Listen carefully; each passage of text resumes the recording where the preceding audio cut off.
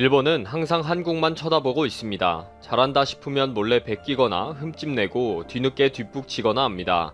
그럼에도 일본은 항상 자화자찬입니다.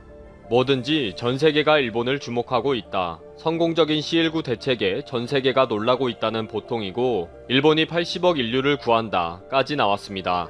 그러면서 오늘 한국에게 배워야 할 3가지라는 기사의 조회수는 또 엄청납니다. 일본에는 한국의 질병관리본부 같은 조직이 없습니다. 아베 총리실 산하에 대책본부를 세워놓고 아무 도움이 안되는 전문가 회의를 하며 의논하고 있습니다. 그러다 보니 대책도 아베의 IQ 수준인지라 전혀 앞뒤가 맞지 않습니다. 결국 이제는 각현이 알아서 하다보니 오사카 모델이 주목을 받을 지경인 거죠. 그동안 아베 총리실이 총괄하면서 지방자치단체를 통해 보고를 받다보니 데이터가 누락이 돼서 통계가 앞뒤가 맞지 않는 문제가 발생했습니다. 그래서 의료기관으로부터 직접 보고받는 것으로 전환을 하니 전체적으로 2200개 곳으로 확인이 되었고, 그 실체가 파악이 되고 있다는 것입니다. 일본에서 현재 C19 관련해 진료를 보는 곳은 전국에서 2200곳에 이른다고 하는데, 많은 곳에서 의료용 방호복 등 물자 부족이 심각하다고 합니다. 아베 정부는 앞으로 6천여 개의 시설로 확대할 계획을 가지고 있으며, 매일 시스템을 통해 진찰수와 PCR 테스트 건수, 마스크와 안면보호대, 방호복 등 의료 물품의 재고 및 소비를 보고받기로 했습니다. 그러다 보니 지난 9일에 도쿄에서 불행한 일을 당했다는 숫자가 19명에서 갑자기 117명으로 뛰는 결과가 나오기도 했습니다. 그동안 각 현의 보건소와 민간에서 지방자치단체에 보고를 하면 수기로 직접 종이에 받아줬고, 전화로 총리실에 보고하면서 펑크가 났기 때문입니다. 그래서 홈페이지에 기록하면서 자동 집계하는 방법으로 바꿨더니 숫자가 다 뒤죽박죽 되기 시작한 것입니다. 이런 상황인데도 불구하고 아직도 일본의 방송 등 언론에서는 말도 안 되는 자화자찬 기사들이 넘칩니다. 라디오 방송에 나온 학자들은 세계에서 일본의 대응을 평가하기 시작했다. 일본은 C19 대책에 성공하고 있다 라는 말을 하고 있으며, 급기야 일본은 100년 전부터 위생 수준이 높았기 때문에 특별하다고 자랑하기까지 합니다. 청일전쟁 때도 콜레라 감염을 막았고, 스페인 독감 때도 일본은 전파를 억제했는데 그것이 다 위생 수준이 높아서 그렇다는 거죠. 그래서 이번 C19도 성공적으로 막고 있다고 자랑합니다.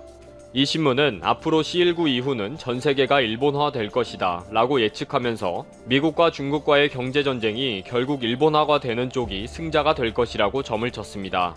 이 근거는 일본인의 민간 저축이 어느 나라보다 높기 때문에 통화정책에서 승리하게 되는 요인이 된다는 등을 제시하고 있습니다. 뭐 전세계가 일본을 따라가게 된다니 참 대단한 논리네요. 그리고 일본의 C19 대책이 사회를 파괴하지 않고 C19를 종식시키는 유일한 방법이라고 자랑하기도 합니다. 일본이 대단한 통계 국가이기 때문에 지금 C19의 방향을 정확하게 예측하고 있으며, 공중보건에서 탁월하기 때문에 어느 국가도 따라할 수가 없는 사회 기반이라고 자랑합니다. 이들이 이렇게 자랑하는 것은 일본이 불행한 일을 당하는 인원이 외국에 비해 아주 적다는 것에 근거합니다. 그것이 화장실이 우수해서 그렇다는 것이고, 의료 시스템이 뛰어나서 그렇다는 거죠. 화장실 시스템이 우수하다는데 도쿄 오다이바 해변에 그렇게 오물 냄새가 나고 대책이라고 내세운 것이 바다 깊은 곳에 바지락을 까는 건가요? 아무튼 일본은 지금 이렇게 불안감을 느끼면서도 자랑하면서 의연한 척을 하고 있습니다. 그렇지만 종종 일본 언론에서 솔직하게 까놓고 한국을 잘 보면서 배우자 라는 글을 올리기도 합니다. 오늘도 FNN 프라임에 올라온 비상해제 전에 일본이 알아야 할 한국의 사례라는 기사를 보면, 첫 번째, 외출 자제 전에도 더 긴장감을 불어넣는 한국의 질본과 지자체장을 지켜봐야 한다 라고 지적합니다. 일본도 비상사태 선언 해제 이전에 너무 느슨하게 긴장감을 풀어주는 것은 옳지 않다는 것입니다. 큰 소리 좀 치지 말라는 거죠. 두 번째, 마스크 착용 의무를 쉽게 풀지 말아야 한다. 도리어 한국이 행정명령을 통해 처벌 의지까지 밝히는 것을 따라야 한다 라고 했습니다.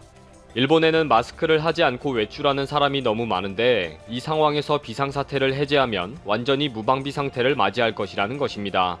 그리고 마지막으로 한국에서 하는 집단 모임에 대한 통제를 일본은 어떻게 할 것인지를 고민해라 입니다. 한국에서는 국민들도 호응을 하면서 집단 모임을 자제하고 있는데, 일본이 이를 어떻게 따라할 수 있을지가 중요하다는 거죠. 아무튼 이런 분석 칼럼들을 보면서 한국이 일본의 모델이 되고 있다는 자부심도 있지만, 큰 소리만 치면서 생명을 경시하는 분위기는 정말 문제라고 생각이 됩니다. 최근에는 연일 한국에 대한 평가를 새롭게 하고 있는 일본의 언론들을 보면서 발등에 불이 떨어지긴 했나보다 싶기도 합니다. 이번 영상은 여기서 마치겠습니다. 시청해주셔서 감사합니다.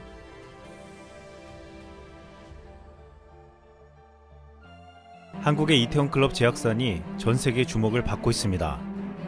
11일까지 방역당국과 전국 지자체가 파악한 관련 확진자는 최소 94명에 달했습니다. 방역당국은 잠복기를 고려할 때 13일까지는 확진자가 많이 늘 것으로 보고 있습니다. 일각에서는 섣불리 사회적 거리두기를 해제한 싱가포르와 독일과 같이 되는 것이 아니냐는 우려를 하고 있습니다. 싱가포르는 지난 3월 23일 등교계약과 일상복귀를 선포했다가 유치원 집단 감염이 발생했고 이주노동자 중심으로 급격히 확산했습니다. 그로 인해 지난 3월 1일 확진자가 불과 106명에 불과했지만 12일 오전 4시 기준 누적 확진자는 23,822명이 되었습니다. 독일도 최근 확진자 수가 7주 만에 1000명 이하로 떨어지자 1단계 종식을 선언하고 다른 유럽 국가들처럼 봉쇄 완화에 나섰습니다. 하지만 불과 이틀 만에 독일에서 신규 확진자가 1200여 명이 무더기로 늘어나면서 재확산 우려가 커지고 있습니다.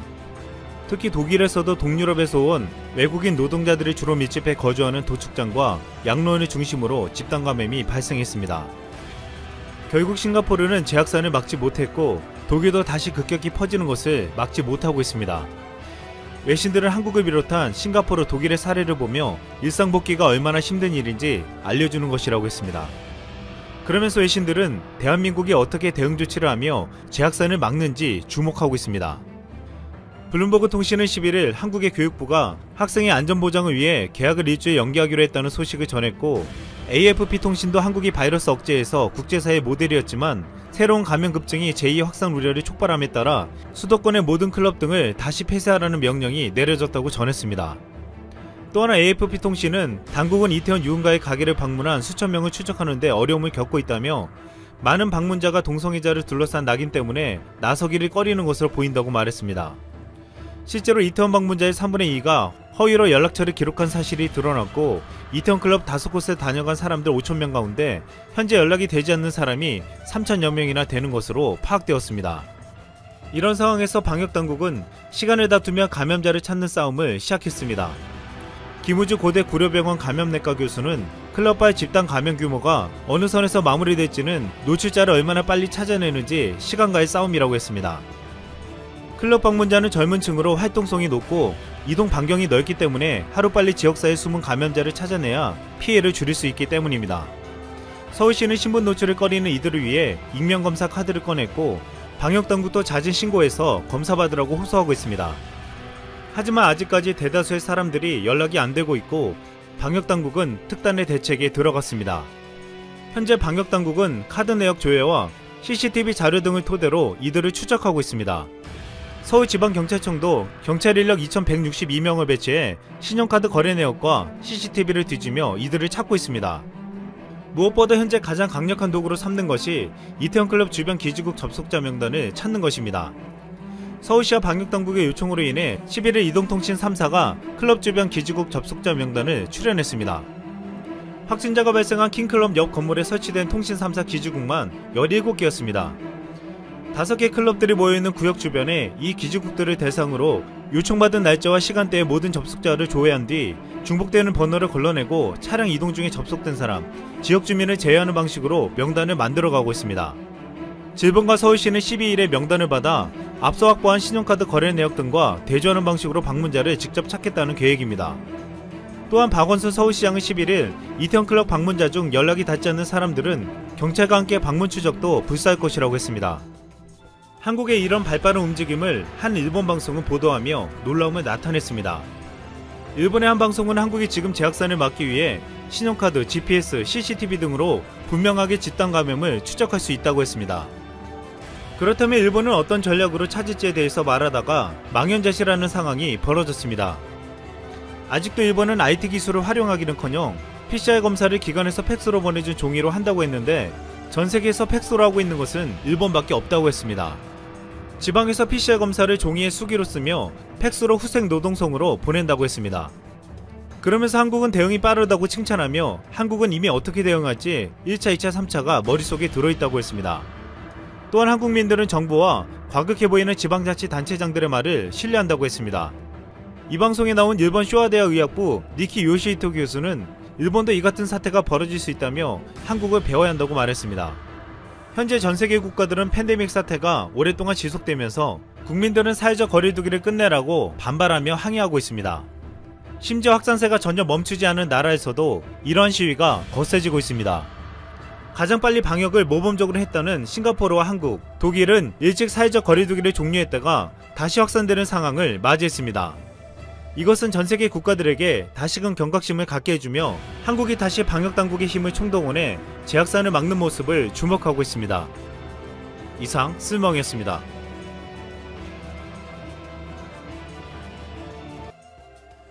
북한이 신종 코로나 바이러스로 국경을 봉쇄한 이후 주요 무역국인 러시아와의 무역도 역대 최저치로 급락한 것으로 나타났습니다. 북한의 지난 2월 대러시아 수출액도 약 95% 하락하면서 $10,000에도 미치지 못하는 수출액을 기록했습니다. 첫 소식 함지하 기자가 보도합니다. 국제무역센터 ITC가 12일 공개한 러시아의 무역 자료입니다. 북한이 지난 2월 러시아로 수출한 규모는 $8,000, 한국 돈으로 1,000만 원 수준입니다. 이는 전달인 1월에 $140,000나 전년도 같은 기간에 $196,000에 비해 각각 약 94%와 96% 하락한 수준입니다. 이 기간 북한이 러시아에 수출한 물품은 5개 품목에 불과했습니다. 가장 많은 수출이 이뤄진 물품은 플라스틱 소재의 일종인 폴리에틸렌으로 총 수출액은 $5,000였습니다.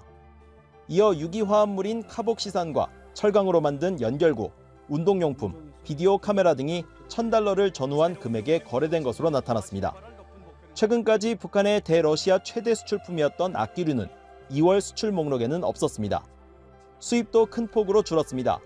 2월 한 달간 북한이 러시아에서 수입한 물품의 총액은 $281만 1,000로 전년도 같은 기간에 $457만 3,000에 비해 약 38% 줄었습니다.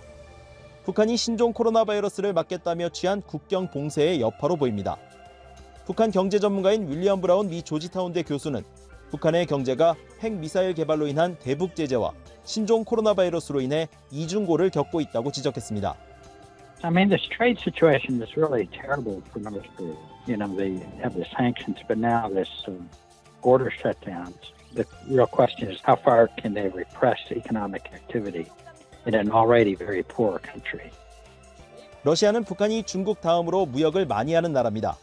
본격적인 대북 제재 이전인 2017년에는 매월 $1억 이상 중국에 수출하던 북한의 지난 3월 대중국 수출도 역대 최저인 $61만 수준으로 떨어졌습니다. 북한 대외 무역의 90% 이상을 차지하는 중국과의 무역이 추락하고 러시아와의 교역마저 같은 상황을 보이면서 이런 추세가 지속된다면 북한 경제는 버티기 어려울 것이란 전망이 나오고 있습니다. BOE 뉴스 함지하입니다.